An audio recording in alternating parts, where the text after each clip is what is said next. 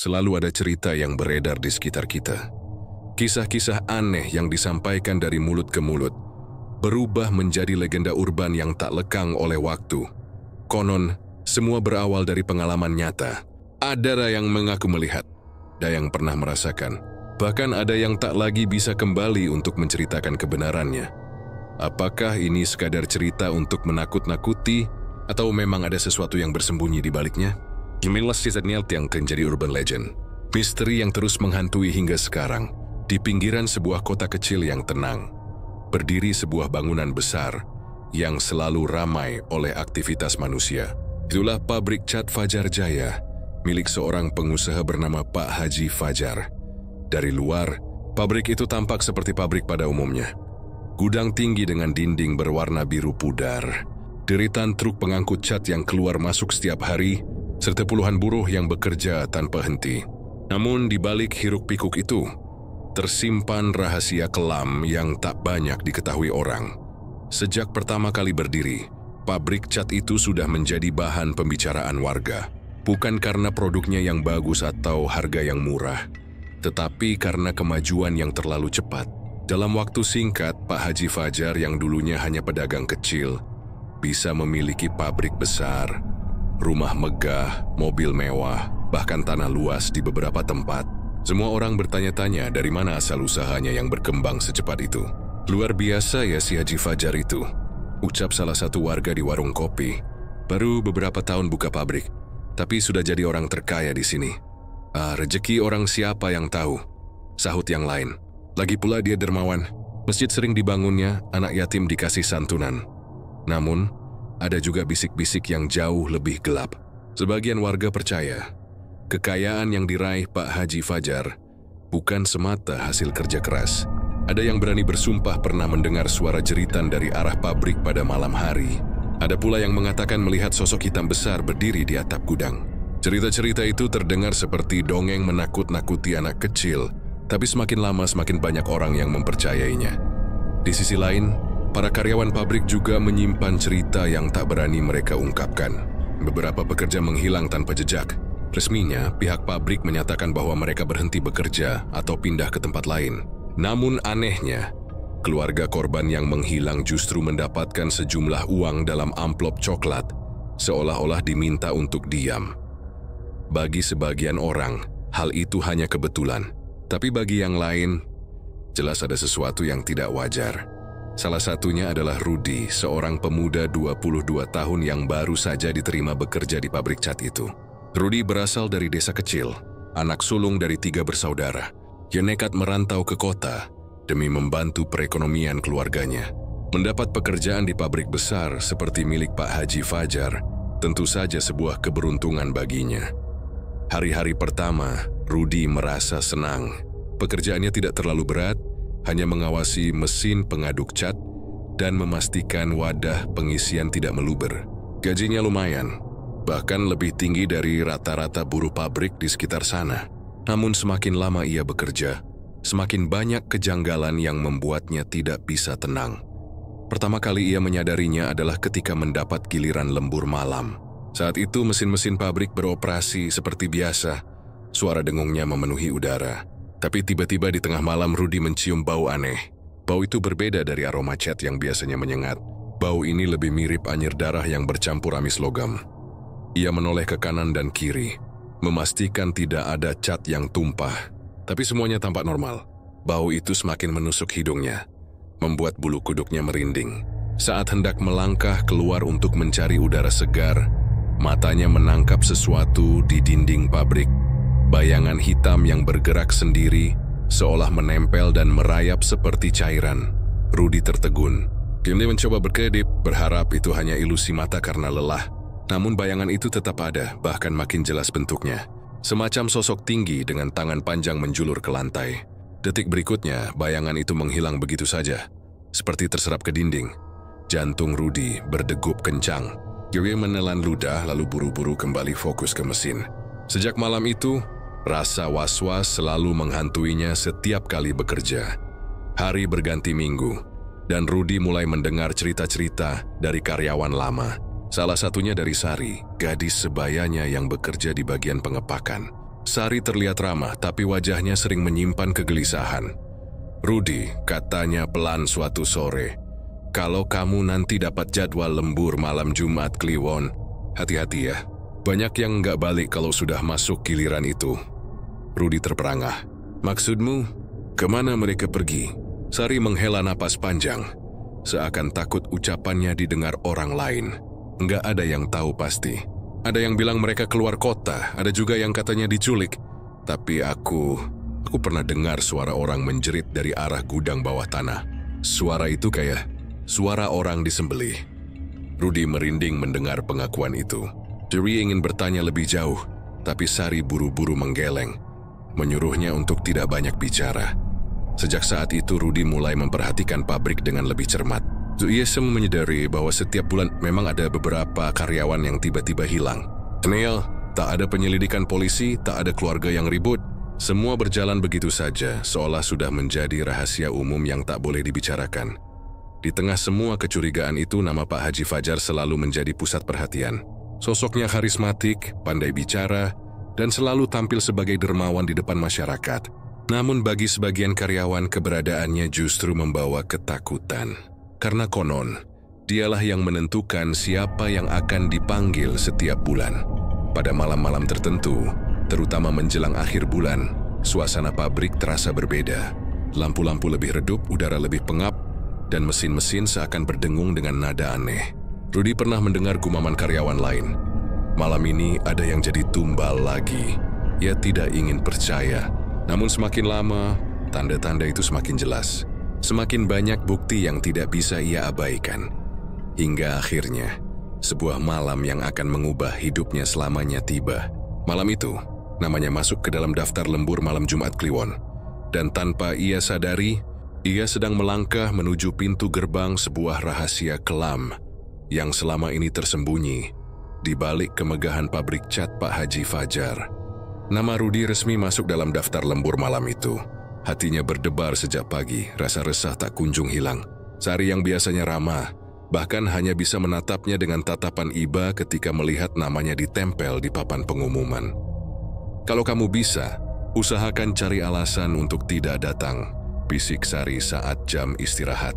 "Bilang sakit atau apapun, asal jangan masuk." Rudy hanya bisa menggeleng. "Kamu tahu kan, mandor nggak pernah terima alasan. Kalau nggak masuk tanpa keterangan langsung dianggap mangkir. Bisa-bisa gaji dipotong atau malah dipecat." Sari menunduk, wajahnya tampak gusar. Dia ingin bicara lebih banyak, tapi keberanian seperti hilang begitu saja. Rudy hanya bisa menghela napas, mencoba meyakinkan dirinya sendiri bahwa mungkin semua itu hanya cerita karyawan lama yang dilebih-lebihkan. Namun, menjelang malam, saat langkahnya menapaki halaman pabrik yang gelap, rasa ngeri itu kembali menyeruak. Langit malam Jumat Kliwon terasa berat. Awan menutupi bulan, membuat suasana semakin muram. Rudy berjalan bersama beberapa karyawan lain yang juga dijadwalkan lembur. Wajah-wajah mereka sama sekali tidak menunjukkan semangat, melainkan ketakutan yang ditutupi dengan diam. Pintu gerbang ditutup rapat setelah mereka masuk. Di dalam suasana pabrik berbeda dari biasanya. Lampu hanya menyala sebagian, meninggalkan bayangan panjang di dinding. Udara terasa pengap, bau cat lebih menyengat, bercampur sesuatu yang sulit dijelaskan.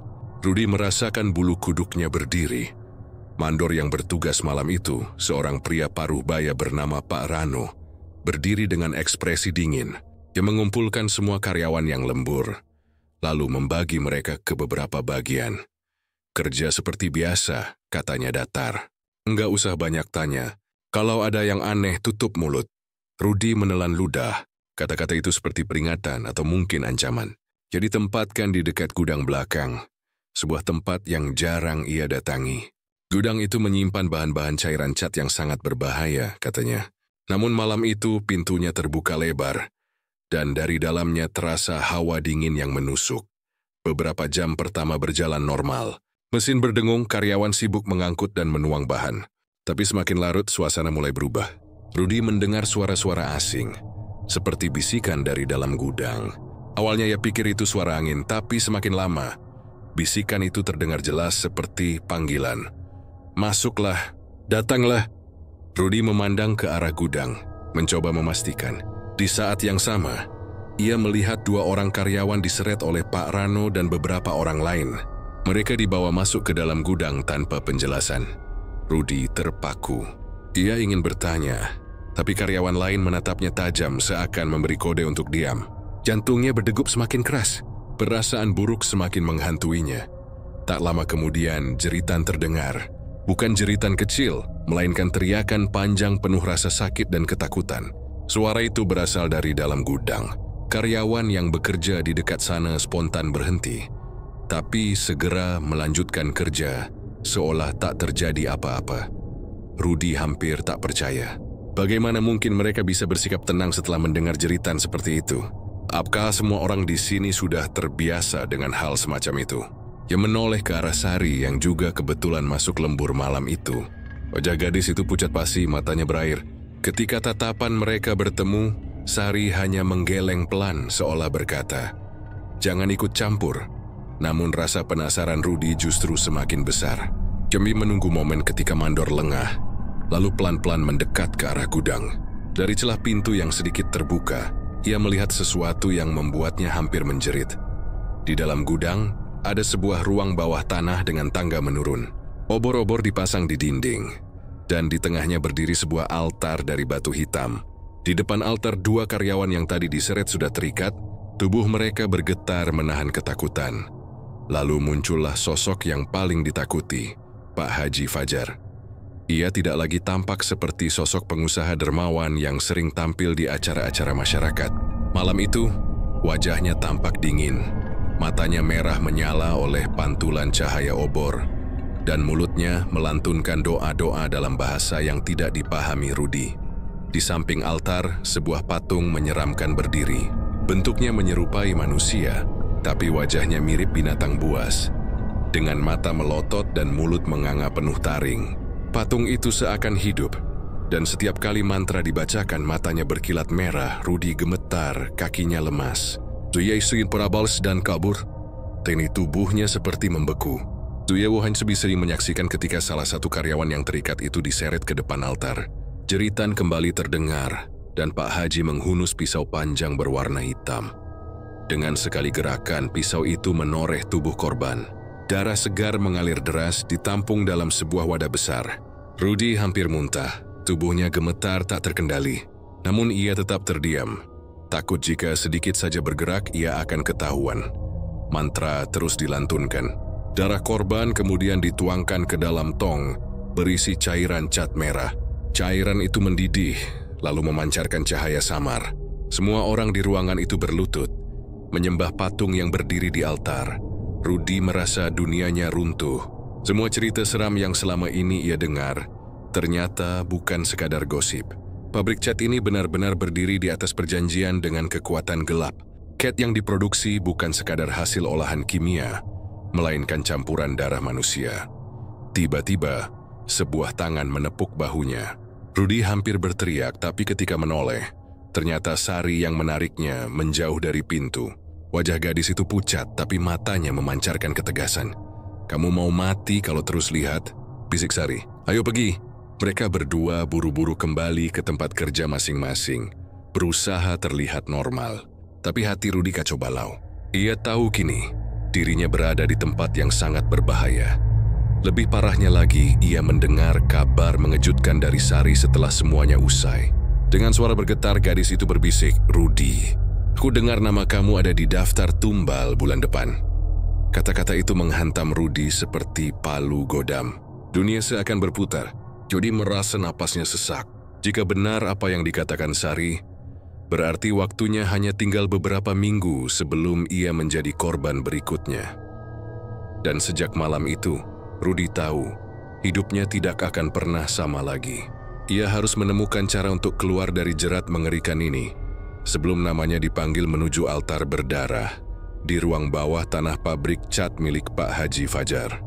Sejak malam Jumat Kliwon itu, hidup Rudy berubah. Ia tidak lagi bisa bekerja dengan tenang. Setiap kali melihat cat berwarna merah yang mengilap di kaleng-kaleng produksi pabrik, bayangan darah segar yang ia saksikan di ruang bawah tanah seakan muncul kembali di kepalanya.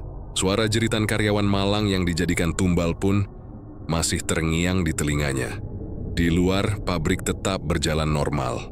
Truk-truk keluar masuk membawa hasil produksi. Mandor tetap bersikap tegas. Dan Pak Haji Fajar, dengan senyum ramahnya, masih sesekali datang ke area produksi, menyapa karyawan seakan ia seorang bos yang peduli pada buruhnya. Tidak ada satu pun yang bisa menebak bahwa di balik senyum itu, tersimpan wajah menyeramkan yang Rudi lihat malam itu. Namun ada satu hal yang membuat Rudi semakin tertekan. Kata-kata Sari terus menghantuinya. Aku dengar nama kamu ada di daftar tumbal bulan depan. Sejak saat itu tidur Rudi tidak pernah nyenyak. Malam-malamnya dipenuhi mimpi buruk. Ia bermimpi berada di depan altar. Tubuhnya terikat. Sementara Pak Haji dengan mata merah menyala menghunus pisau hitam ke arah dadanya. Setiap kali terbangun tubuhnya basah oleh keringat dingin. Rudi mencoba mengabaikan semua itu. Ia berkata pada dirinya sendiri bahwa mungkin Sari hanya salah dengar atau sekadar menakut-nakutinya. Tapi semakin dekat menuju akhir bulan, tanda-tanda itu semakin nyata. Beberapa hari kemudian, saat istirahat siang, Rudi sengaja menyelinap ke ruang kantor mandor. Dia tahu itu berisiko, tapi rasa penasarannya lebih besar daripada rasa takutnya. Di atas meja, ia menemukan sebuah map hitam tebal. Tangannya bergetar ketika membukanya. Di dalamnya terdapat daftar nama karyawan. Beberapa nama dicoret dengan tinta merah. Ia mengenali sebagian dari mereka. Nama-nama orang yang sudah tidak pernah terlihat lagi di pabrik. Dan di halaman terakhir, matanya terbelalak ketika melihat namanya tertulis jelas. Rudi tumbal bulan depan. Jantungnya hampir berhenti. Kertas itu seperti vonis mati yang sudah ditentukan. Tangannya lemas, map itu hampir terjatuh dari genggamannya. Jabadu barus mentupnya iskembal, lalu keluar sebelum ada yang melihat. Sepanjang sore, Rudi tidak bisa fokus bekerja. Ia merasa seolah seluruh karyawan di sekelilingnya sudah tahu nasibnya. Tatapan mereka yang kosong, sikap mereka yang terlalu diam, semua membuatnya semakin gelisah. Malamnya, setelah pulang, Rudi termenung lama di kamarnya. Dia ingin kabur dari kota itu, tapi pikirannya langsung tertuju pada keluarganya di desa. Bagaimana jika mereka yang dijadikan sasaran? Bagaimana jika Pak Haji bisa menemukan dirinya dimanapun ia sembunyi? Ketakutan itu membuatnya bimbang. Lari bukanlah solusi.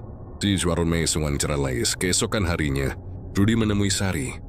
Mereka berbicara di kantin dengan suara sangat pelan, memastikan tak ada yang mendengar. Aku sudah lihat sendiri, kata Rudi, wajahnya pucat. Namaku benar-benar ada di daftar. Aku cuma punya waktu beberapa minggu lagi. Sari menatapnya dengan mata berkaca-kaca. Aku sudah bilang kan, semua orang yang namanya tertulis di sana, gak ada yang bisa selamat. Mereka selalu bilang, pasti ada cara. Suara Rudi meninggi, membuat Sari buru-buru menyuruhnya pelan. Kamu tahu sesuatu kan, Sari? Kamu kelihatan seperti sudah lama tahu semua ini. Tolong katakan padaku. Sari terdiam lama. Wajahnya penuh kebingungan. Akhirnya ia menarik napas panjang lalu berkata, aku memang tahu sedikit. Dulu ayahku juga kerja di sini. Dia yang pertama cerita soal pesugihan itu. Katanya Pak Haji sudah lama melakukan perjanjian dengan makhluk gaib. Setiap bulan harus ada tumbal. Kalau tidak, seluruh keluarganya akan mati. Makhluk itu akan menagih. Tidak peduli apapun. Rudi terdiam, mendengarkan dengan hati bergetar. Waktu ayahku bilang begitu, aku kira hanya cerita untuk menakutiku. Tapi setelah beliau sendiri hilang, aku sadar itu semua nyata. Dan sekarang kamu yang jadi korban berikutnya. Air mata Sari jatuh. Rudi merasa dadanya sesak. Namun, dalam kepalanya muncul sebuah tekad baru. Ia tidak ingin menyerah begitu saja. Ia tidak mau menjadi korban seperti ayah Sari atau karyawan lain yang sudah menghilang. Aku akan mencari cara untuk menghentikan ini, ucap Rudi tegas. Kalau perlu, aku bongkar semua kebusukan mereka. Aku nggak peduli harus melawan siapa. Sari menatapnya dengan wajah ngeri. Kamu gila? Kalau mereka tahu kamu berniat melawan, bukan cuma kamu yang mati. Bisa jadi keluargamu juga ikut jadi korban. Rudi terdiam. Itu memang yang paling ia takuti. Tapi di sisi lain, jika ia diam saja nasibnya sudah pasti. Saya sedang mitlan. Ada harapan. Hari-hari berikutnya, Rudi mencoba mencari informasi lebih banyak. Ia memperhatikan gerak-gerik mandor, menghitung kapan mereka biasanya mengadakan ritual. Ia juga memperhatikan jalan masuk ke ruang bawah tanah. Dia tahu di sanalah pusobi dari semua seration. Namun, setiap kali dia mencoba mendekat, selalu ada sesuatu yang menghalangi. Kadang penjaga muncul tiba-tiba. Kadang suara aneh terdengar dari dalam. Seolah-olah pabrik itu memang dijaga oleh sesuatu yang bukan manusia. Suatu malam, ketika ia sedang merenung sendirian di mes karyawan, tiba-tiba terdengar suara langkah mendekat. Sari masuk dengan wajah panik. "Rudy, kita dalam bahaya," ku dengar mandor bilang. "Bulan ini ritual dipercepat." "Itu berarti kamu mungkin tidak punya waktu sampai akhir bulan?" Rudy tertegun. Jantungnya berdentum kencang. "Apa? Dipercepat? Kenapa?" "Aku udah nggak tahu. Katanya ada pesanan besar dari luar kota. Dan mereka butuh lebih banyak cat merah segera." "Itu artinya tumbalnya juga dipercepat." Tubuh Rudy gemetar. Yui mau yakin waktu hidupnya semakin menipis. Jika benar ritual dipercepat, maka dalam hitungan hari saja, ia akan diseret ke ruang bawah tanah. Malam itu, ia tidak tidur sama sekali. Yundi Ishinawa duduk menatap kosong, memikirkan jalan keluar. Dalam benaknya hanya ada satu pilihan. Ia harus menemukan cara masuk ke ruang bawah tanah sebelum ritual berlangsung, mencari sesuatu yang bisa menghentikan perjanjian itu. Namun ia juga sadar, sekali ia masuk ke sana, kemungkinan besar ia tidak akan bisa keluar lagi. Bab ini berakhir dengan Rudy menatap pabrik dari kejauhan. Malam yang pekat membungkusnya. Di balik dinding-dinding dingin itu, tersimpan rahasia yang mengancam nyawanya. Dan waktu semakin dekat menuju malam yang akan menentukan apakah ia akan selamat atau menjadi tumbal berikutnya. Malam itu, Rudy duduk termenung di kamar mes karyawan. Pikirannya penuh dengan rasa takut bercampur tekad. Kata-kata Saris yang tadi masih terngiang jelas. Ritual akan dipercepat. Itu berarti waktunya semakin singkat. Nyawanya benar-benar berada di ujung tanduk. Ia menatap jam tua yang tergantung di dinding. Jarum pendek hampir menyentuh angka 11. Suasana mes sunyi. Hanya terdengar suara jangkrik di luar dan hembusan angin malam yang masuk lewat celah jendela. Kawan-kawan kerjanya sudah terlelap. Tapi Rudy justru semakin sulit memejamkan mata. Semakin ia berpikir, semakin jelas bahwa ia tidak punya pilihan. Jika dia menunggu, maka sebentar lagi ia akan diseret ke altar. Satu-satunya jalan adalah menemukan apa yang sebenarnya terjadi di ruang bawah tanah dan mencari celah untuk melawan. Dengan langkah hati-hati, ia bangkit dari ranjang. Kakinya bergetar, tapi tekadnya lebih kuat dari rasa takutnya. Ia keluar dari mes, melewati lorong gelap menuju halaman belakang pabrik. Dari situ ia tahu ada pintu kecil yang mengarah ke gudang cat, tempat yang menyimpan tangga menuju ruang bawah tanah. Udara malam begitu dingin, menusuk hingga ke tulang. Rudy menahan napas ketika melewati pos jaga. Untungnya penjaga malam itu tertidur di kursi dengan rokok hampir padam di tangannya. Perlahan Rudy menyelinap melewati bayangan, masuk ke arah gudang. Pintu besi gudang terkunci gembok besar. Rudy panik sejenak tapi lalu teringat sesuatu. Ia pernah melihat mandor menyimpan kunci cadangan di balik tong kosong dekat pintu. Dengan cepat ia meraba-raba. Dan benar saja, sebuah kunci karatan terselip di sana. Tangannya bergetar saat memasukkan kunci itu ke gembok. Klik, gembok terbuka dan pintu berat itu bergerak dengan suara berderit panjang. Rudy menahan napas, khawatir suara itu membangunkan siapapun. Setelah memastikan aman, ia masuk. Begitu berada di dalam gudang, bau menyengat cat langsung menusuk hidungnya. Namun ada aroma lain yang membuat perutnya mual. Bau anyir, seperti darah basi yang meresap ke dinding. Gelap menyelimuti ruangan. Hanya cahaya bulan samar masuk dari ventilasi kecil di atas. Rudy mengingat letak pintu menuju bawah tanah. Ia melangkah perlahan melewati tumpukan tong besar. Jantungnya berdebar ketika melihat pintu kayu tua di sudut gudang. Pintu itu tampak berbeda dari sekelilingnya, dengan ukiran aneh yang mirip simbol kuno. Tangan Rudy gemetar saat menyentuh gagang pintu. Udara dingin merembes keluar dari celahnya. Dengan tarikan napas panjang, ia membuka pintu itu. Sebuah tangga batu menurun gelap terbentang di hadapannya. Udara dari bawah terasa lembab dan bau, seolah sudah lama tidak tersentuh cahaya. Namun ia tahu tempat inilah yang selama ini menjadi pusat semua misteri. Langkahnya berat, tapi ia memaksa kakinya turun. Satu demi satu anak tangga ia lewati. Suara derit kecil terdengar setiap kali ia menapak. Di dinding, ia bisa melihat bercak-bercak merah yang sudah menghitam. Ia tak perlu berpikir panjang untuk tahu bahwa itu adalah darah.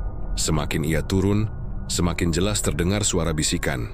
Awalnya samar, tapi lama-lama menjadi jelas suara-suara berbahasa asing yang tidak dimengerti. Sulahing ada puluhan orang berbisik bersamaan. Rudy menggigil tapi terus melangkah. Akhirnya ia sampai di dasar tangga. Sebuah lorong batu terbentang, dengan obor-obor kecil yang menyala redup di dinding. Itu menandakan tempat itu sering dipakai. Langkah Rudy berhenti sejenak. Dadanya naik turun cepat, rasa takut hampir membuatnya mundur. Tapi ia mengingat namanya yang ada di daftar tumbal. Dan itu cukup untuk mendorongnya maju. Lorong itu membawa Rudy ke sebuah ruangan besar. Dari balik dinding batu, ia mengintip ke dalam. Dan di sanalah ia melihat altar yang sebelumnya hanya sempat terlihat sekilas. Sebuah batu hitam besar. Di atasnya ada mangkuk dari tembaga berisi cairan merah pekat. Patung menyeramkan dengan mata merah menyala berdiri di belakang altar. Patung itu tampak hidup. Dadanya seakan berdenyut, matanya berkilat.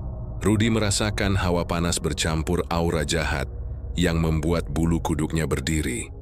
Namun yang membuatnya nyaris berteriak adalah benda-benda yang berserakan di sekitar altar. Potongan kain seragam karyawan, sepatu lusuh, bahkan gelang tangan yang masih berlumuran noda darah. Semua itu bukti bahwa di tempat inilah para karyawan menghilang. Tubuh Rudy bergetar hebat. Perutnya mual tapi ia menahan diri. Cuma memaksa matanya tetap mengawasi. Tak lama kemudian langkah kaki terdengar. Rudy buru-buru bersembunyi di balik dinding. Dari lorong lain, muncul sosok Pak Haji Fajar bersama beberapa orang kepercayaannya, termasuk Mandor Rano. Mereka mengenakan jubah hitam. Wajah Pak Haji begitu berbeda. Tidak lagi ramah, melainkan penuh wibawa gelap yang menakutkan. Persiapan harus lebih cepat. Suara Pak Haji terdengar lantang. Makhluk penunggu sudah meminta. Jika kita terlambat, kita semua yang akan jadi tumbalnya. Mandor Rano mengangguk. Kami sudah siapkan calon. Tinggal tunggu malam ketiga sebelum bulan purnama. Dia akan dibawa ke sini. Rudy membeku. Ia tahu calon itu adalah dirinya. Pak Haji mendekati altar, lalu berlutut di depan patung. Suaranya berubah seperti bergema, penuh mantra dalam bahasa yang tidak dipahami. Udara ruangan tiba-tiba bergetar, obor-obor berkedip liar. Dari patung itu terdengar suara rendah seperti geraman binatang. Darah. Lebih banyak darah. Suara itu begitu nyata, membuat Rudy hampir pingsan. Tubuhnya lemas, namun ia menahan mulutnya rapat-rapat agar tidak berteriak. Setelah beberapa saat, Pak Haji berdiri lagi. Baik, malam ketiga. Kita akan lakukan. Rudy tahu waktunya semakin sempit. Malam ketiga sebelum purnama hanya tinggal beberapa hari lagi. Ti harus menemukan cara untuk kabur atau melawan sebelum terlambat. Ketika rombongan itu pergi, Rudy menunggu hingga semuanya benar-benar hilang. Dengan napas terengah, ia keluar dari persembunyian lalu kembali menyusuri tangga menuju gudang. Setiap langkahnya terasa seperti mimpi buruk. Akhirnya ia berhasil keluar. Udara malam yang dingin menyambutnya. Namun baginya udara itu lebih baik daripada hawa neraka di bawah sana. Saat ia berlari kecil kembali ke mes, pikirannya hanya berisi satu hal. Bagaimana cara menyelamatkan diri dari ritual keji yang sebentar lagi akan menuntut nyawanya. Dan untuk pertama kalinya, ia merasakan bahwa takdirnya kini benar-benar berpacu dengan waktu. Sejak malam ia menyusup ke ruang bawah tanah, Rudy tak lagi bisa tidur nyenyak. Setiap kali menutup mata, bayangan patung menyeramkan itu selalu muncul. Bisikan suara rendah yang meminta darah terus menghantui telinganya. Bahkan ketika siang hari ia merasa ada sesuatu yang mengawasinya. Keesokan paginya, wajah Rudy pucat pasi. Sari yang sedang menjemur pakaian di halaman mes menatapnya dengan cemas. "Kamu kenapa, Rud? Kelihatan kayak orang baru sembuh sakit," tanyanya pelan. Rudy menelan ludah ragu apakah harus bercerita atau tidak. Tapi tekanan dalam dirinya terlalu besar. Dia pilih orang untuk berbagi. Dengan suara lirih, ia menjawab, "Aku sudah lihat semuanya, Sar. Ruang bawah tanah itu, altar, patungnya, semuanya nyata. Aku dengar sendiri suara makhluk itu minta darah. Dan aku yakin aku yang jadi tumbalnya berikutnya." Sari terdiam, wajahnya tegang. Dia menatap sekitar seolah takut ada yang mendengar. Lalu mendekat. "Ya Allah, kamu nekat banget masuk ke situ. Tapi kalau begitu, waktu kita nggak banyak. Kamu harus pergi dari sini, Rudy." Rudy menggeleng cepat. "Bukan cuman aku yang harus selamat. Kamu juga, Sar. Semua orang di sini. Kalau kita kabur sendiri-sendiri, Pak Haji pasti akan cari cara lain untuk memuaskan pesugihannya. Akan ada korban lagi bulan depan dan bulan setelahnya. Harus ada yang menghentikan ini. Sari menunduk. Suaranya bergetar ketika ia berkata, tapi siapa yang bisa melawan dia, Ruth? Just can't be kosewidi harmoteng. Bahkan polisi pun segan sama dia. Orang kampung percaya kalau dia orang baik. Rajin nyumbang masjid, kasih sembako, bantu warga miskin. Kalau kita cerita siapa yang percaya? Kata-kata itu membuat Rudy terdiam. Sari benar, ia tak punya bukti selain apa yang dilihat semalam. Namun rasa takutnya berubah menjadi bara kemarahan. Ia tak rela nyawanya, atau nyawa siapapun, dikorbankan begitu saja demi keserakahan seorang manusia.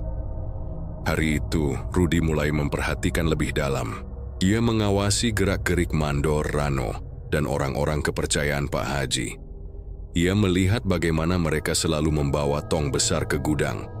Meskipun pabrik sedang tidak produksi, tong itu bukan berisi cat, melainkan sesuatu yang lebih mengerikan.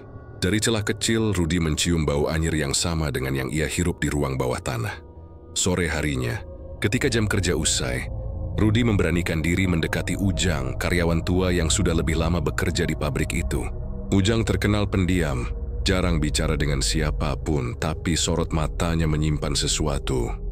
Bang Ujang, sapa Rudy hati-hati. Saya mau tanya, apa abang tahu soal karyawan yang hilang tiap bulan? Apa ada hubungannya sama Pak Haji? Mendengar itu, Ujang langsung menatap tajam, lalu menghela napas panjang. Dia menoleh kanan kiri memastikan tak ada orang, kemudian berbisik, kamu ini orang baru. Jangan sembarangan ngomong, bisa habis kamu kalau kedengeran. Tapi saya tahu bang, desak Rudy. Saya lihat sendiri, di bawah gudang itu ada tempat buat ritual. Saya dengar suara makhluk itu. Jangan diam saja bang, kalau terus begini kita semua bakal jadi korban. Ujang terdiam lama, wajah tuanya tampak penuh beban. Akhirnya ia berkata lirih, saya sudah lama tahu, Ruth. Sejak awal kerja, saya sudah curiga. Teman-teman saya yang hilang nggak pernah benar-benar keluar dari pabrik ini. Tapi saya diam karena takut. Sekarang kamu tanya begini, berarti kamu sudah terlalu jauh masuk. Betul kata kamu, suatu hari giliranmu pasti tiba. Kalau begitu, ayo kita cari cara, bang. Kita nggak bisa biarin terus begini, kata Rudy penuh tekad. Ujang menghela napas lagi. Bicara gampang, Ruth. Lawan orang biasa bisa. Tapi lawan perjanjian setan, itu lain cerita. Pak Haji sudah serahkan sesuatu dari dirinya buat dapat semua ini. Dan sebagai gantinya, tumbal manusia harus terus ada. Kalau kita ganggu, bisa jadi bukan cuma dia yang binasa, tapi semua orang yang ada di sekitar pabrik ini. Rudy tercekat. Kata-kata itu membebani dadanya. Tapi rasa putus asa berubah jadi keberanian. Kalau begitu, saya harus cari tahu cara memutus perjanjian itu. Pasti ada jalan. Semua perjanjian setan ada syaratnya. Kalau syarat itu dihancurkan, ikatannya bisa putus. Ujang menatap Rudy lama, lalu akhirnya mengangguk pelan. Kalau kamu nekat, ada satu orang yang mungkin bisa bantu. Namanya Mbah Karto. Dia dukun tua yang dulu tinggal di pinggir hutan. Waktu muda, dia yang pernah melawan Pak Haji sebelum pabrik ini sebesar sekarang. Tapi sejak itu, dia menghilang. Orang-orang bilang dia sudah mati. Ada juga yang bilang dia masih hidup, tapi sembunyi karena kalah. Nama itu menyalakan secercah harapan di hati Rudy. Kalau begitu, saya akan cari dia. Saya nggak peduli harus kemana. Malamnya ketika semua orang tidur, Rudy kembali gelisah. Ia tahu setiap detik yang ia habiskan di pabrik ini bisa saja menjadi detik terakhir. Namun ia juga tahu bahwa menyerah bukan pilihan. Dalam tidurnya yang singkat, ia bermimpi aneh. Ia melihat patung besar di ruang bawah tanah menatapnya dengan mata merah membara. Dari mulut patung itu keluar suara berat. Kau takkan bisa lari. Darahmu sudah ditetapkan. Kau milikku. Rudy terbangun dengan keringat dingin membasahi tubuh. Nafasnya terengah, tapi alih-alih menyerah, mimpi itu justru menguatkan tekadnya. Jika makhluk itu menganggap dirinya sudah milik mereka, maka ia akan buktikan sebaliknya. Keesokan paginya, dia memutuskan untuk keluar dari pabrik saat jam istirahat dengan mencari Mbah Karto. Tapi sebelum pergi, Sari menghampirinya dengan wajah panik. Ruth, aku dengar kabar dari Mandor Rano. Katanya ada satu nama lagi yang masuk daftar tumbal. Dan itu kamu. Beliau sudah siapin. Malam ketiga sebelum bulan purnama, kamu akan dibawa ke bawah. Jantung Rudy seolah berhenti. Meski sudah menduga, mendengarnya langsung membuat tubuhnya lemas. Namun di balik rasa takut itu, ada tekad yang semakin menguat. Aku nggak akan diam, Sir. Kalau mereka mau ambil aku akan lawan. Aku harus ketemu orang yang bisa bantu kita. Kalau benar Mbah Karto masih hidup, dia satu-satunya harapan. Sari menatapnya dengan mata berkaca-kaca. Kalau begitu aku ikut. Aku nggak mau kamu hadapi ini sendirian. Rudy mengangguk. Meski dalam hatinya tahu perjalanan itu akan sangat berbahaya, tapi ia juga sadar, semakin banyak yang tahu kebenaran, semakin besar peluang mereka untuk menghentikan perjanjian gelap itu. Di hari itu, Rudy dan Sari pun bersiap. Dalam hati mereka tahu bahwa yang mereka hadapi bukan hanya seorang manusia serakah, melainkan kekuatan gaib yang haus darah. Dan jika mereka gagal, maka bukan hanya nyawa mereka yang hilang, tapi kutukan itu akan terus menelan korban selamanya. Langit sore itu tampak muram. Awan hitam menggantung, seakan ikut menyimpan rahasia besar yang menekan dada Rudy dan Sari. Keduanya berjalan cepat meninggalkan area pabrik, berpura-pura hendak membeli kebutuhan di warung. Padahal tujuan mereka jauh lebih berbahaya. Mencari jejak seorang dukun tua yang kabarnya tahu cara menghentikan pesugihan Pak Haji. Jalan setapak berdebu mereka lalui. Beberapa warga menyapa ramah, tak menyadari bahwa dua orang muda itu sedang membawa beban ketakutan. Di kepala Rudy, bayangan altar, patung bersemayam dengan mata merah, dan suara makhluk gaib yang menuntut darah terus mengiang. "Rud, apa kamu yakin Mbah Karto masih hidup?" tanya Sari dengan nada ragu. "Aku nggak tahu pasti," jawab Rudy pelan. "Tapi Bang Ujang bilang, ada orang-orang yang pernah lihat dia di hutan pinggir kampung. Katanya dia sengaja sembunyi karena kalah berhadapan sama Pak Haji dulu. Kalau memang benar, mungkin dia satu-satunya yang ngerti cara memutus ikatan itu." Sari menggigit bibir. Ketakutan jelas membayangi wajahnya. Tapi ia tak pernah mundur. Kalau ternyata kita nggak nemu apa-apa, atau kalau orang itu memang sudah nggak ada, gimana? Kita tetap harus coba, sahut Rudy tegas. Lebih baik mati berusaha daripada dia menunggu giliran jadi tumbal. Mereka terus berjalan, hingga desa mulai sepi. Jalan tanah semakin sempit, ditumbuhi semak liar di kanan kiri. Burung gagak sesekali melintas, suaranya mengusik kesunyian. Menjelang maghrib, mereka tiba di pinggir hutan yang terkenal angker. Pepohonan menjulang rapat, menutup langit, membuat cahaya yang tersisa meredup drastis. Hawa lembab dan dingin langsung menyelimuti tubuh. Katanya Mbah Karto tinggal di gubuk tua, agak masuk ke dalam hutan, ucap Rudy, mencoba meyakinkan diri sendiri. Sari menatap ragu. "Rud, kalau malam begini kita masuk apa nggak bahaya? Justru kalau besok siang kita bisa ketahuan orang pabrik. Kita harus cepat sebelum malam ketiga." Dengan hati-hati mereka melangkah masuk. Suara ranting patah di bawah kaki terdengar jelas. Setiap kali angin bertiup, daun-daun berdesir seperti bisikan misterius. Beberapa puluh meter berjalan, Rudy merasakan sesuatu aneh. Suara langkah mereka seolah diikuti suara lain. Lebih berat, lebih dalam, seperti kaki yang menyeret di tanah. Dia menoleh cepat, tapi tak ada siapapun di belakang. Sari yang juga merasakannya menggenggam lengan Rudy. "Kamu dengar juga kan?" bisiknya. Rudy hanya mengangguk. Mereka mempercepat langkah. Namun semakin cepat mereka berjalan, semakin jelas suara itu mengikuti. Kadang terdengar seperti napas kasar, kadang seperti suara geraman rendah. Tiba-tiba dari balik semak muncul bayangan hitam besar. Wujudnya samar, tapi matanya merah menyala, persis seperti patung di altar. Sosok itu tidak berbentuk jelas, antara manusia dan binatang. Tubuhnya berasap, kakinya tidak menapak penuh di tanah. Sari hampir berteriak, tapi Rudy menutup mulutnya dengan tangan. "Jangan bersuara!" bisiknya panik. Mereka berdua lalu berlari sekuat tenaga menembus semak. Dikejar oleh sosok hitam itu, nafas mereka terengah-engah, dada serasa mau meledak. Daun dan ranting mencambuk wajah, tapi mereka tak peduli. Hingga akhirnya mereka melihat cahaya samar di kejauhan. Sebuah gubuk reot berdiri di tengah hutan, dengan lampu minyak berkelap-kelip dari jendela. "Ke sana!" seru Rudy. Mereka berlari menuju gubuk itu. Begitu mendekat, tiba-tiba sosok hitam berhenti mengejar. Matanya yang merah menyala redup. lalu perlahan lenyap ditelan kegelapan. Rudi dan Sari terhuyung sampai di depan pintu gubuk. Nafas mereka memburu, keringat dingin bercucuran. Pintu gubuk terbuka pelan, dan dari dalam muncul seorang kakek tua dengan tongkat kayu. Rambutnya panjang putih kusut, janggutnya menjuntai, matanya tajam penuh wibawa.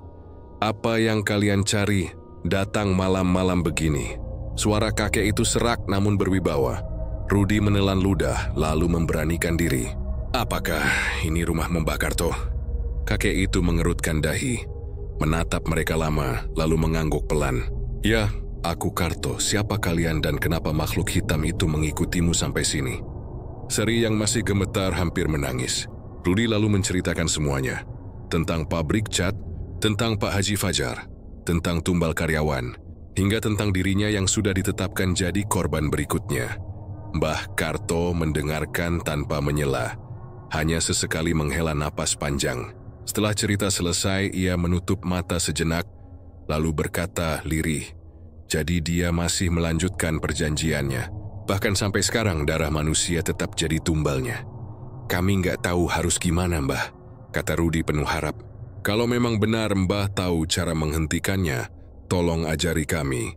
Kalau tidak, saya pasti mati beberapa hari lagi." Mbah Karto menatap keduanya dengan tatapan tajam. "Kalian harus tahu, apa yang kalian hadapi bukan sekadar manusia serakah. Itu adalah ikatan antara dunia nyata dan dunia gaib. Selama syaratnya terpenuhi, darah manusia setiap bulan, maka kekayaan, kekuasaan, dan keselamatan Pak Haji terjamin. Kalian tak bisa melawan dengan cara biasa. Lalu apa ada jalan memutusnya?" Desak Sari. Kakek tua itu menghela napas panjang, lalu duduk di kursi bambu reyot. "Ada, tapi risikonya besar. Aku pernah mencoba bertahun-tahun lalu. Aku gagal, dan sejak itu hidupku terbuang di hutan ini. Namun, kalian berbeda. Kalian masih muda dan kalian punya sesuatu yang bisa mengguncang perjanjian itu. Keberanian." Rudi mendekat, tubuhnya bergetar.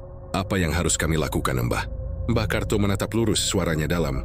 "Kunci perjanjian itu ada pada altar batu hitam di ruang bawah tanah.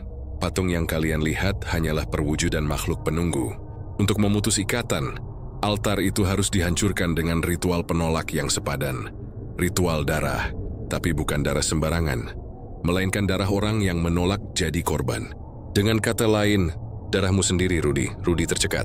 "Maksud Mbah, saya mana harus menyerahkan diri? Bukan menyerahkan untuk jadi tumbal, tapi melukai dirimu dengan cara tertentu di altar itu, sambil membaca mantra penolak. Dengan begitu, ikatan yang menuntut darah manusia akan tertolak, karena yang kau berikan adalah darah perlawanan, bukan pengorbanan. Itu bisa menghancurkan perjanjian, tapi..." Mbah Karto berhenti menatap dalam. "Risikonya besar. Kalau kau gagal, makhluk itu akan menelan rohmu hidup-hidup. Kau tidak akan mati sebagai manusia, tapi hidup selamanya sebagai budak mereka." Sari terisak, menutup mulut dengan kedua tangannya. "Mah, itu terlalu berbahaya. Bukannya menyelamatkan, malah bikin dia lebih cepat mati." Mbah Karto menghela napas berat. "Tak ada jalan mudah melawan perjanjian setan. Kau hanya punya dua pilihan. Kabur sejauh mungkin, atau hadapi mereka dengan taruhan nyawamu." Rudi terdiam. Di dalam dadanya, rasa takut bercampur dengan tekad. Dia tahu kalau ia kabur, maka Sari atau karyawan lain akan jadi korban berikutnya. Kalau ia diam, ajalnya tinggal menghitung hari. Ia menatap Mbah Karto. "Mantap. Kalau memang itu satu-satunya jalan, saya akan lakukan. Ajari saya, Mbah." Mbah Karto mengangguk pelan, sorot matanya tajam. "Baiklah. Tapi ingat, sekali kau melangkah tak ada jalan kembali. Malam purnama tinggal 2 hari lagi. Bersiaplah, karena malam itu bukan hanya kau yang akan diuji, tapi seluruh keberanian dan jiwa manusia yang masih tersisa di pabrik itu." Malam semakin dekat menuju purnama, dan rasa takut bercampur harapan mengikat erat hati Rudi. Setelah mendengar penjelasan Mbah Karto, Rudi tahu satu hal, keselamatannya, bahkan mungkin nasib semua karyawan, bergantung pada keberaniannya sendiri. Di gubuk tua itu, Rudi dan Sari mendengarkan dengan saksama setiap kata yang keluar dari mulut dukun tua itu. Mbah Karto mengeluarkan beberapa benda dari kotak kayu tua, seikat daun kering, sebotol cairan hitam, dan sebilah pisau kecil berukir. "Inilah alat yang akan kau butuhkan ucap Mbah Karto sambil meletakkan pisau itu di depan Rudi. Pisau ini bukan sembarang besi. Sudah aku rendam dengan ramuan penolak gaib selama bertahun-tahun. Jika darahmu menetes lewat bilah ini di atas altar, perjanjian bisa terguncang. Sari menatap pisau itu dengan ngeri. Mbah, apa enggak ada cara lain? Kenapa harus darah Rudi? Karena namanya sudah ditetapkan dalam daftar tumbal, jawab Mbah Karto lirih. Itu yang membuat ikatan gaibnya paling kuat. Jika ia melawan, darahnya akan jadi simbol penolakan, dan itu bisa menghancurkan keseimbangan pesugihan. Tapi, ia menatap Rudi dalam-dalam. Risikonya besar. Jika kau goyah atau salah membaca mantra, rohmu akan terhisap altar itu, dan tubuhmu hanya jadi wadah kosong. Hening panjang menyelimuti. Rudi merasakan dingin menjalar di punggungnya, namun ia menarik napas panjang, mencoba menenangkan hatinya. Saya sudah siap, Mbah. Lebih baik mati melawan daripada pasrah menunggu giliran. Sari menggenggam tangan Rudi erat-erat. Kalau kau pergi ke sana, aku ikut. Aku nggak akan biarkan kamu sendirian. Mbah Karto menatap keduanya lama, lalu menghela napas. Baiklah. Tapi kalian harus tahu, semakin dekat malam purnama, semakin kuat makhluk itu menjaga altar. Kita tak hanya melawan manusia seperti Pak Haji dan anak buahnya, tapi juga para penjaga gaib yang haus darah. Keesokan harinya, mereka bertiga mulai mempersiapkan diri. Mbah Karto menggambar lingkaran di tanah dengan kapur putih, lalu meletakkan daun-daun kering yang ia sebut sebagai penangkal. Dia mengajari Rudi membaca mantra pendek, yang terdengar asing namun terasa bergetar dalam dada ketika diucapkan. Ucapkan dengan niat penuh, kata Mbah Karto. Bukan sekadar kata-kata. Kalau hatimu goyah, mantranya kosong. Rudi berulang kali mencoba, lidahnya kaku, tapi lama-kelamaan ia mulai menghafalnya. Sari duduk di samping terus memberi semangat meski wajahnya tegang. Di sela-sela itu, Mbah Karto bercerita, aku pernah melawan Pak Haji 30 tahun lalu. Saat itu dia baru memulai perjanjiannya. Aku berhasil mengusir beberapa makhluk, tapi dia sudah terlalu jauh menyerahkan dirinya. Aku kalah karena aku sendirian. Kini aku tua, tenagaku tak banyak lagi. Tapi mungkin ini waktunya kau yang muda melanjutkan. Rudi mendengarkan. Perasaan hormat bercampur takut. Kalau saya gagal, Mbah. Kalau kau gagal, jawab Mbah Karto datar. Tidak hanya kau yang mati. Kutukan itu bisa makin kuat dan tumbalnya akan berlipat ganda. 1 bulan bukan lagi 1 nyawa, tapi bisa lebih. Kata-kata itu menambah beban di bahu Rudi, tapi juga menguatkan tekadnya. Dia ingin lebih banyak orang mati gara-gara ketamakan Pak Haji. Sementara itu, di pabrik, Pak Haji Fajar mulai merasakan kegelisahan. Mandor Rano melapor bahwa Rudi dan Sari tidak terlihat di sekitar mes sejak kemarin sore. Cari mereka, bentak Pak Haji dengan mata menyala. Aku sudah bilang, Rudi harus ada pada waktunya. Kalau dia hilang, perjanjianku bisa terganggu. Mandor Rano mengangguk cepat, lalu menyuruh anak buahnya menyisir desa. Di ruang bawah tanah, Pak Haji kembali melakukan semedi. Suaranya bergetar membaca mantra. Dari patung altar, suara makhluk itu bergema, darah yang dijanjikan harus tiba. Jika tidak kau yang akan kubawa. Pak Haji menggigil, wajahnya pucat. Ia tahu betul ia tak bisa main-main dengan perjanjian ini. Tenanglah, malam ketiga aku akan serahkan dia. Dia tak bisa lari dariku. Menjelang malam, Rudi Sari dan Mbah Karto kembali duduk di gubuk, membicarakan rencana. Kita harus masuk ke ruang bawah tanah sebelum ritual dimulai, kata Mbah Karto. Kalau mereka sudah mulai, penjaga gaib akan lebih banyak, dan altar jadi tak mungkin disentuh. Berarti malam besok?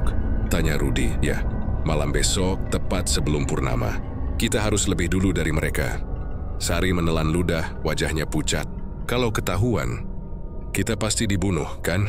Mbah Karto menatapnya tajam. Anak muda, ini bukan lagi soal hidupmu saja. Ini soal nyawa banyak orang. Kalau kau takut, kau bisa mundur sekarang. Tapi kalau kau ikut, kau harus siap dengan apapun yang menanti. Sari menggenggam tangan Rudi lebih erat. Aku nggak akan mundur. Rudi menoleh menatap mata Sari. Di balik ketakutannya, ada keberanian yang membuat dadanya menghangat. Untuk pertama kali sejak semua ini terjadi, ia merasa tidak sendirian. Malam itu mereka beristirahat di gubuk, tapi tidur nyaris mustahil. Dari luar terdengar lolongan aneh, bukan sekadar serigala, melainkan suara-suara gaib yang sengaja menakut-nakuti. Kadang terdengar suara langkah berat mengitari gubuk, namun tidak pernah masuk. Mbah Karto berkata itu penjaga gaib. Mereka tahu kita sedang bersiap. Rudi hanya bisa memejamkan mata, mencoba menenangkan detak jantungnya. Dalam hati ia mengulang mantra yang diajarkan, berdoa agar besok malam keberaniannya tak runtuh. Keesokan harinya, pabrik tampak lebih ramai dari biasanya. Banyak karyawan dipanggil bekerja lembur, meski tak ada produksi besar. Semua itu hanyalah kedok agar warga tak curiga. Padahal malamnya akan ada ritual tumbal. Rudi dan Sari menyelinap kembali ke desa, berpura-pura kembali ke mes. Namun dari jauh mereka melihat beberapa orang anak buah Pak Haji sedang mengawasi. Sial, desis Rudi. Mereka sudah curiga.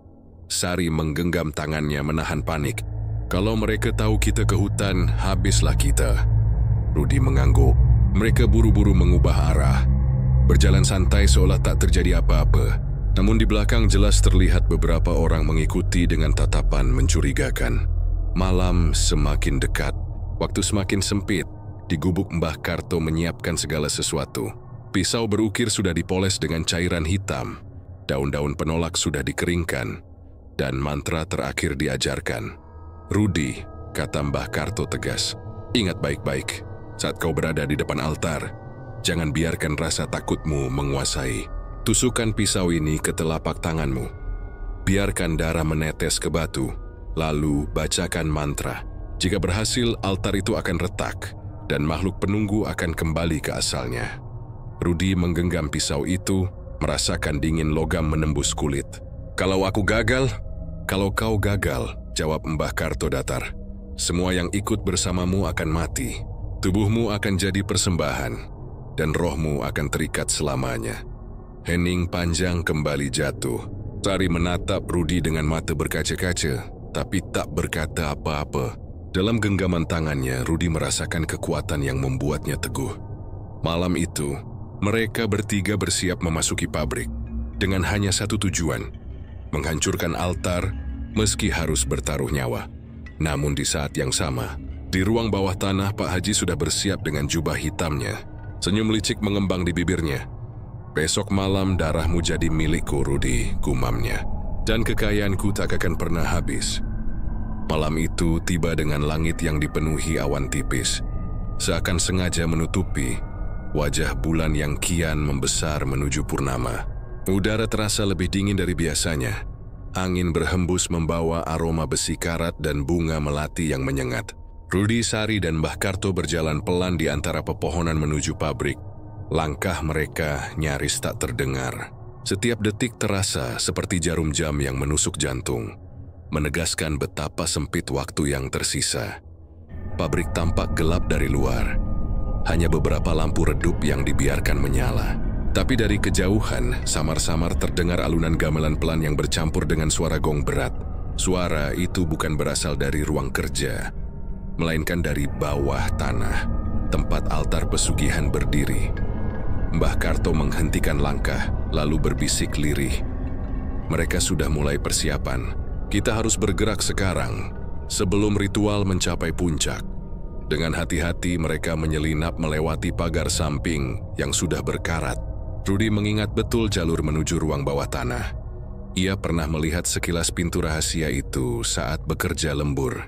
Mereka bergerak cepat, namun tak bisa menghindari perasaan bahwa ada mata-mata yang mengawasi dari setiap sudut gelap. Begitu sampai di dekat gudang penyimpanan, mereka mendengar suara langkah berat. Pendor Rano dan dua orang anak buahnya sedang berjaga, masing-masing membawa pentungan kayu.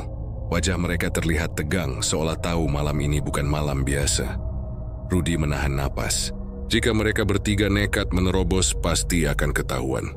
Tapi jika menunggu lebih lama, ritual di bawah tanah akan semakin sulit digagalkan. Biar aku yang urus, bisik Mbah Karto. Ia merogoh saku kainnya, mengeluarkan segenggam serbuk hitam, lalu meniupnya perlahan ke arah para penjaga. Angin malam membawa bubuk itu menempel di wajah Rano dan anak buahnya. Tak lama, mata mereka terpejam, tubuh goyah, lalu terjatuh seperti orang mabuk. Nafas mereka tetap teratur tapi jelas kehilangan kesadaran. "Cepat," kata Mbah Karto sambil memberi isyarat. "Ini hanya akan bertahan sebentar." Mereka bergegas masuk. Di balik gudang terdapat pintu besi tua yang setengah tersembunyi. Rudy meraba dinding, menemukan celah yang pernah ia lihat dulu. Dengan dorongan kuat, pintu berderit terbuka, mengeluarkan aroma amis bercampur belerang yang menusuk hidung. Tangga batu menurun ke bawah tanah. Dari sana terdengar lebih jelas suara gamelan dan lantunan mantra berat yang diucapkan Pak Haji. Jantung Rudy berdegup kencang. Ia tahu di bawah sana nasibnya akan ditentukan. Begitu sampai di dasar tangga, pemandangan membuat darah mereka seakan berhenti mengalir. Ruangan luas dengan dinding batu lembab, dihiasi lilin-lilin tinggi yang nyalanya bergetar. Di tengah ruangan berdiri sebuah altar batu hitam. Permukaannya dipenuhi bercak darah kering. Patung makhluk gaib dengan wajah menyerupai manusia tapi bertaring duduk di atasnya. Matanya berkilat merah seolah hidup. Di sekitar altar, belasan orang berjongkok, mengenakan jubah hitam, termasuk Pak Haji Fajar di barisan depan. Tubuhnya bergerak ritmis mengikuti alunan gamelan. Bibirnya tak henti melantunkan mantra. Suaranya berat, seperti bercampur dengan suara lain yang lebih dalam. Di samping altar tergeletak seekor kambing hitam dengan kaki terikat, meronta lemah. Namun Rudy tahu, hewan itu bukan satu-satunya tumbal malam ini. Namanya sendiri sudah dipanggil dalam doa-doa gelap itu. Mbah Karto memberi isyarat pada Rudy. "Sekarang, dekati altar. Ingat mantranya." Rudy menggenggam pisau berukir yang diberikan. Tangannya gemetar, tapi ia memaksa langkah maju. Sari mengikuti di belakang. Wajahnya pucat namun matanya bersinar penuh tekad. Namun langkah mereka terhenti ketika tiba-tiba salah satu pengikut Pak Haji membuka mata dan melihat ke arah mereka. Teriakan menggema, "Ada orang asing! Hentikan mereka!" Seketika ruangan gempar. Para pengikut bangkit mengelilingi altar. Pak Haji membuka mata dan wajahnya berubah murka saat melihat Rudy. "Kau berani mengkhianati takdirmu," teriaknya. "Kau pikir bisa melawan perjanjian yang sudah ditetapkan? Bodoh!" Rudy menatap Pak Haji dengan mata berkobar. "Aku tidak akan jadi korban keserakahanmu. Cukup sudah nyawa yang kau korbankan." Pak Haji tertawa keras, suaranya bergema menyerupai jeritan. "Kau terlalu kecil untuk melawan kekuatan yang sudah kubangun puluhan tahun." Para pengikut menyerbu. Rudy hampir terjepit, tapi Mbah Karto berdiri di depan. Merapal mantra sambil mengibaskan daun kering. Api dari lilin tiba-tiba menyembur lebih tinggi, membentuk penghalang tipis yang membuat para pengikut mundur ketakutan. "Cepat, Rudy. Sekarang atau tidak sama sekali," teriak Mbah Karto. Dengan keberanian terakhir, Rudy berlari menuju altar. Dia merasakan hawa panas menyelimuti tubuh. Telinganya berdenging oleh suara-suara gaib yang mencoba menggoyahkan tekad. Tangannya terangkat, pisau berkilat di bawah cahaya lilin. Dia tusukkan bilah itu ke telapak tangannya sendiri. Darah segar menetes ke batu altar. Saat tetesan pertama jatuh, patung di atas altar bergetar. Matanya semakin merah menyala. Suara raungan mengerikan menggema, membuat seluruh ruangan bergetar. Rudy menggertakkan gigi, lalu mulai melafalkan mantra yang diajarkan Mbah Karto. Suaranya bergetar pada awalnya, namun semakin lama semakin tegas. Setiap kata keluar seperti pukulan keras yang menghantam udara. Pak Haji meraung marah. "Hentikan dia! Jangan biarkan altar ternodai." Beberapa pengikut nekat menerobos api, tapi Sari berdiri di depan Rudy, menghalangi mereka dengan tubuhnya. "Kalau kalian ingin dia, kalian harus melewati aku dulu," teriaknya dengan suara lantang. Tubuhnya gemetar, tapi keberanian itu membuat para pengikut terhenti sejenak. Rudy terus melanjutkan mantra. Darahnya mengalir semakin banyak, menodai permukaan batu hitam. Retakan kecil mulai muncul di altar. Suara seperti kaca pecah terdengar.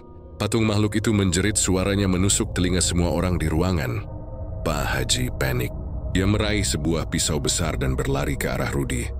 "Kalau begitu, aku sendiri yang akan menyelesaikanmu." Namun sebelum ia sempat mendekat, Mbah Karto berdiri menghadang. Dengan tangan gemetar, dukun tua itu merapal mantra terakhir yang ia simpan. Angin kencang berhembus menghantam Pak Haji hingga terlempar beberapa langkah. "Cepat, Rudy. Selesaikan," jenis Mbah Karto. Dengan sisa tenaga, Rudy mengucapkan kata terakhir dari mantra. Retakan di altar semakin besar, hingga akhirnya batu hitam itu pecah berkeping-keping. Cahaya menyilaukan meledak dari dalamnya, diikuti jeritan panjang makhluk gaib yang tertelan kembali ke kegelapan. Semua lilin padam serentak. Ruangan mendadak gelap gulita, hanya tersisa suara orang-orang yang jatuh tersungkur. Rudi terhuyung hampir roboh. Sari segera menangkap tubuhnya, menahan agar tidak jatuh. Pak Haji berlutut di tanah, wajahnya pucat. Matanya kosong seperti kehilangan jiwa. Tidak mungkin. Kekayaanku, semua hilang. Suaranya parau, nyaris tak terdengar. Mbah Karto tersenyum lemah meski tubuhnya gemetar hebat. Kau berhasil, Rudi. Perjanjian itu sudah berakhir.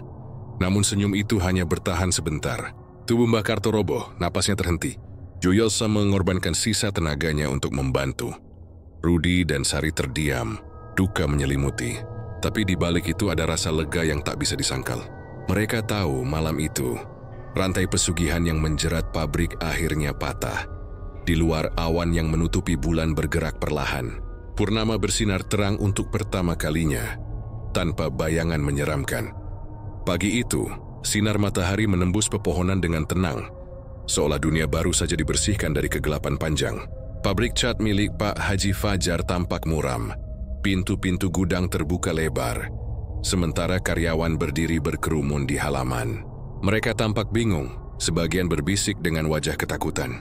Malam tadi mereka semua mendengar suara gemuruh dari bawah tanah, diikuti teriakan aneh yang membuat bulu kuduk berdiri. Rudi berjalan tertatih keluar dari gedung bersama Sari. Pakaian mereka berlumuran darah dan debu. Tubuh mereka penuh luka, tapi mata mereka menyimpan cahaya lega. Beberapa karyawan berlari menghampiri, menanyakan apa yang terjadi, namun Rudi hanya menjawab dengan suara parau. Semua sudah berakhir. Pesugihan itu sudah hancur. Orang-orang terdiam, sebagian menutup mulut, sebagian lagi saling pandang tak percaya. Tak lama, 2 orang menemukan Pak Haji Fajar di dalam ruang bawah tanah. Tubuhnya masih hidup, tapi matanya kosong, wajahnya pucat pasi. Ia duduk bersandar di dinding dengan mulut berkomat kamit tanpa suara jelas. Orang yang dulunya disegani, kaya raya, dan selalu tampil gagah, kini berubah menjadi sosok lemah yang kehilangan akal. Mandor Rano pun ditemukan tak sadarkan diri. Ketika akhirnya terbangun, ia berteriak histeris mengatakan bahwa dirinya dikejar bayangan hitam. Sejak hari itu ia tak pernah lagi waras. Berita tentang kejadian malam itu menyebar cepat di kampung. Warga berdatangan, penasaran sekaligus takut. Mereka yang selama ini hanya mengenal Pak Haji sebagai dermawan, terpukul mendengar kabar gelap di balik kekayaannya. Sebagian menolak percaya, sebagian lagi mulai mengaitkan dengan hilangnya para karyawan setiap bulan. Puzzle yang selama ini hilang akhirnya tersusun. Rudi dan Sari dipanggil oleh kepala desa untuk menjelaskan. Dengan suara tenang tapi tegas, mereka menceritakan semua yang dilihat.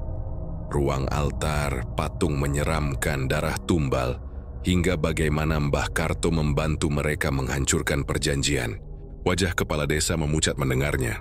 Ia menutup mata lama, lalu menghela napas berat. Selama ini kami buta, terpesona oleh sumbangan dan kebaikan palsu. Ternyata ada harga yang jauh lebih mahal dibayar, katanya lirih. Beberapa warga menangis, terutama keluarga karyawan yang hilang. Penyesalan menyelimuti seluruh kampung. Tapi di balik itu ada rasa lega. Siklus kematian bulanan akhirnya berakhir. Hari-hari setelah kejadian itu, pabrik cat ditutup. Polisi datang melakukan penyelidikan, namun tak banyak yang bisa mereka temukan selain ruangan bawah tanah. Dengan altar yang sudah hancur, dokumen keuangan Pak Haji pun berantakan. Banyak aset yang hilang misterius seolah menguap bersama putusnya perjanjian. Pak Haji sendiri tidak pernah kembali seperti dulu. Ia dirawat keluarganya, namun pikirannya tak pernah pulih. Setiap malam ia menjerit ketakutan, berteriak bahwa makhluk itu menagih darahnya kembali. Ada kalanya ia berlari ke jalan sambil meracau, lalu terjatuh ke tanah, tubuhnya gemetar. Orang-orang akhirnya menjulukinya orang gila pesugihan. Dari orang terpandang ia jatuh menjadi aib desa. Mandor Rano juga bernasib serupa. Ia hilang akal, mengurung diri di rumah, kadang tertawa sendiri. Kadang menjerit menyebut nama-nama karyawan yang sudah lama mati. Sementara itu, para karyawan yang masih hidup mulai merasakan kebebasan baru. Tak ada lagi rasa takut setiap mendekati malam purnama. Tak ada lagi bisik-bisik tentang siapa yang akan hilang bulan depan. Namun meski lega, trauma itu tetap membekas dalam diri mereka. Rudi dan Sari menjadi sosok yang dihormati. Meski mereka tak mencari pujian, orang-orang menganggap keberanian mereka lah yang menyelamatkan semua. Setiap kali ditanya, Rudi hanya berkata, "Semua berkat bantuan Mbah Karto. Tanpa beliau, kita semua sudah tamat." Warga pun akhirnya membuat tahlilan besar untuk mendoakan arwah Mbah Karto. Meski jasadnya terkubur di ruang bawah tanah pabrik, mereka membangunkan nisan sederhana di pemakaman desa sebagai penghormatan. Banyak yang datang, membawa bunga, menangis dan berterima kasih meski terlambat. Rudi sendiri masih sering dihantui mimpi buruk.